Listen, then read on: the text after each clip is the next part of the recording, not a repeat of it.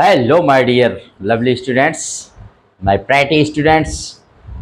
I welcome to all of you RK Simple classes में. Today, NCERT Class 6 English lesson. Where do all the teachers go? Where do all the teachers go? And written by Peter Dickson. Poet हैं.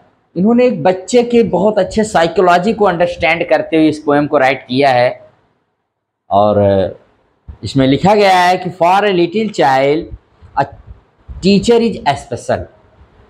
करें एक छोटे बच्चे के लिए teacher कोई आम इंसान नहीं होता है. He is not an ordinary person, he is not a common man, he is a special person. उसके लिए एक स्पेशल होता है. वो अपने टीचर को स्पेशल मानता है, कॉमन नहीं मानता है, ऑर्डिनरी नहीं मानता है. It is difficult for a small child to think of his or her teacher as an ordinary person. एक बच्चे के लिए अपने टीचर को एक ऑर्डिनरी पर्सन मानना ये बहुत डिफिकल्ट होता है और इसी बेस पर ये पोएम पूरी राइट की गई है. तो let us start today's poem. Where do all the teachers go? कहाँ चले जाते हैं सारे अध्यापक? कहाँ चले जाते हैं हमारे शिक्षक, हमारे गुरु, हमारे टीचर्स? यही जिज्ञासा. This is the curiosity. Child is very eager. उसके अंदर एक ईगरनेस है, क्यूरियोसिटी है to know where my teachers go. Where do all the teachers go when it's 4 o'clock? Do they live in houses and do they wash their socks? कहाँ जब 4 बजता है, 4 बजे के बाद कहाँ सारे टीचर चले जाते हैं भाई? कहाँ? वेयर? इसके अंदर क्यूरियोसिटी, ईगरनेस, एक इंक्वायरी की भावना है. जानना चाहता है, क्वेश्चन कर रहा है. आखिर हमारे स्पेशल टीचर्स, हमारे स्पेशल गुरु, हमारे स्पेशल इंस्ट्रक्टर, एजुकेटर कहाँ ये सब चले जाते हैं भाई आफ्टर 4 o'clock? जैसे ही 4 बजता है सबके सब डिसअपियर हो जाते हैं.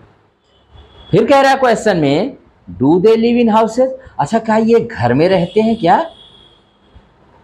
Do they live in houses and do they wash their walks socks? क्या वो अपने मोजों को भी धोते हैं क्या?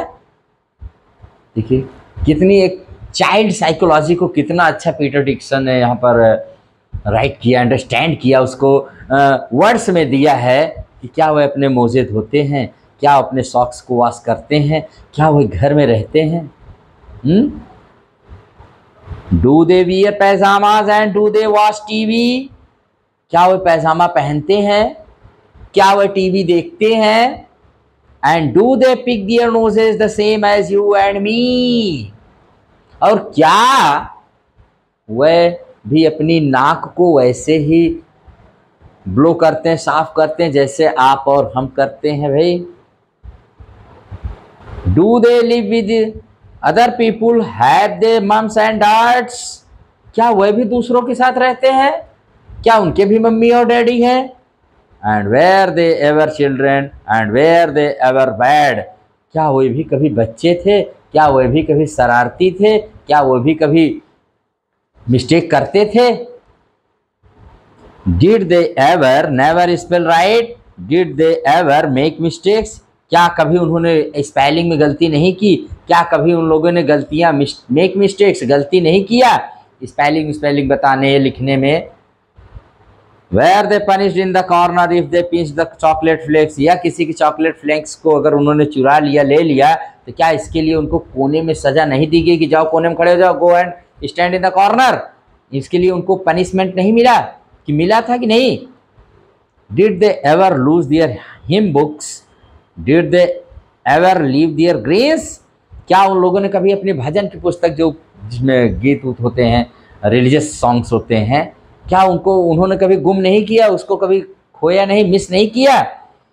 क्या उन्होंने कभी सब्जियां नहीं छोड़ी खाने में? जानते हो बच्चे कितने मूडी होते हैं, कितने सेलेक्टिव होते हैं, कुछ खाते हैं कुछ नहीं खाते हैं, इसको अलग करो, इसको अलग करो, इसको. तो कह रहे क्या इस तरह से हमारे जो टीचर्स हैं ये ऐसा नहीं किए हैं? Did they scribble on the desktops? क्या वह डेस्क पर नहीं लिखते हैं? बच्चे तो अक्सर जो जहाँ बैठते हैं, क्या उन्होंने कभी लिखा नहीं? Did they wear old dirty jeans? क्या उन लोगों ने कभी गंदी जीन्स नहीं पहनी? I will follow one back home today, I will find out what they do. और अब अंत में वो बच्चा कहता है, इतने सारे क्वेश्चंस पूछने के बाद, देख रहे हैं ना कितना एक बच्चे की साइकोलॉजी को कितना अच्छा से डिस्क्राइब किया है पोएट ने।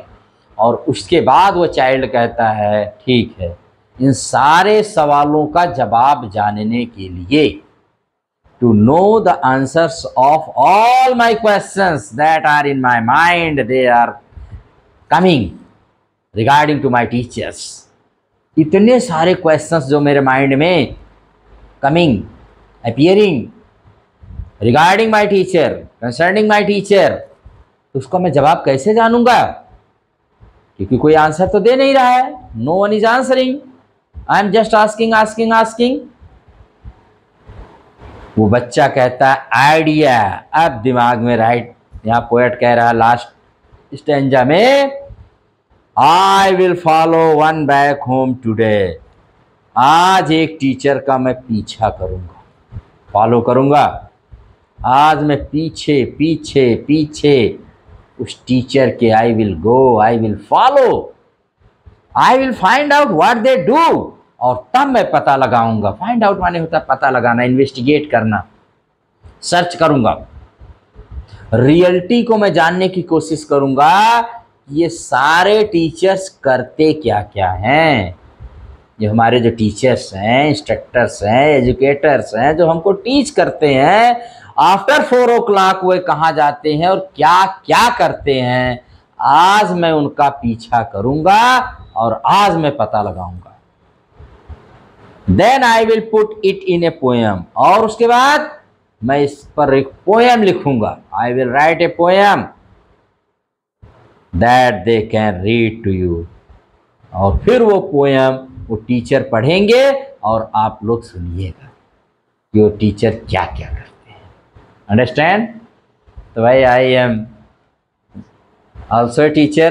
Being a teacher, such questions are very funny for me because एक बच्चे की जो अंदर की उसकी डिज़ायर है, उसकी जो इच्छा है, ऐसे क्वेश्चन सुन करके कभी बहुत फनी लगता है। और क्या एक बच्चा सोचता है, हम लोग भी ऐसे ही सोचते थे when I was also a student, कि हमारे टीचर्स कैसे क्या करते हैं, व्हाट डू दे डू, कैसे रहते हैं, how do they live, how do they reside, क्या वो थिंक करते हैं, what do they wear at their home, वे अपने घरों पर क्या पहनते हैं, या how they eat, how they, मतलब सेवरल क्वेश्चंस हमारे सबके भी माइंड में आते थे। तो बहुत अच्छा यहाँ पर हमारे इस पोएट ने एक बच्चे की जो डिज़ायर है, ईगरनेस है, क्यूरियोसिटी है, in the form of a poem बहुत अच्छा शो किया है, बहुत अच्छे से डिस्क्राइब किया है। आई होप कि आप लोगों के पोएम बार बार पढ़िएगा। पीटर डिक्सन की ये पोएम बहुत अच्छी पोएम है, really a very good poem. और राइमिंग में भी है, अगर आप चाहें तो you can sing it. Where do all the teachers go when it's 4 o'clock? Do they live in houses and do they wash their socks? Do they live in houses and do they wash their socks? Do they wear pajamas and do they watch TV? And do they pick their noses the same as you and me? Do they live with other people? Have they mums and dads? Have they mums and dads? And were they ever children and were they ever bad? Did they ever never spell right? Did they ever make mistakes? Were they punished in the corner if they pinched the chocolate flakes? Did they ever lose their hymn books? Did they ever leave their greens? Did they scribble on the desktops? Did they wear old dirty jeans? I will follow one back home today. I will find out what they do. I will put it in a poem that they can read to you. That they can read to you. ये थी poem Peter Dixon की। आप इसको enjoy करिए, अपने teacher के बारे में राइट करिए। आप अपने टीचर जो आपका फेवरेट टीचर हो उसके बारे में सम लाइन्स राइट करिए। टीचर की कितनी क्वालिटीज़ होती हैं, आप टीचर के बारे में क्या राइट कर सकते हो, यू कैन राइट। इसको आप एक्सप्लोर करिए, अपने माइंड में थिंक करिए और उसको वर्ड्स में राइट करिए।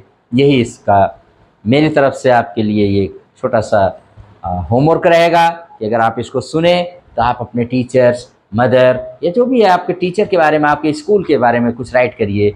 जो भी आपको लगता है और कैसा होना चाहिए एक teacher, how a teacher should be, an ideal teacher के बारे में क्या आपके ख्याल हैं, क्या आपकी थिंकिंग है, उसको भी आप राइट कर सकते हैं। इसी के साथ इस लेसन को यहीं पर एंड करेंगे, फिर मिलेंगे नेक्स्ट टाइम पर। Till then good bye. Never forget to subscribe my channel RK simple classes. Thank you very much.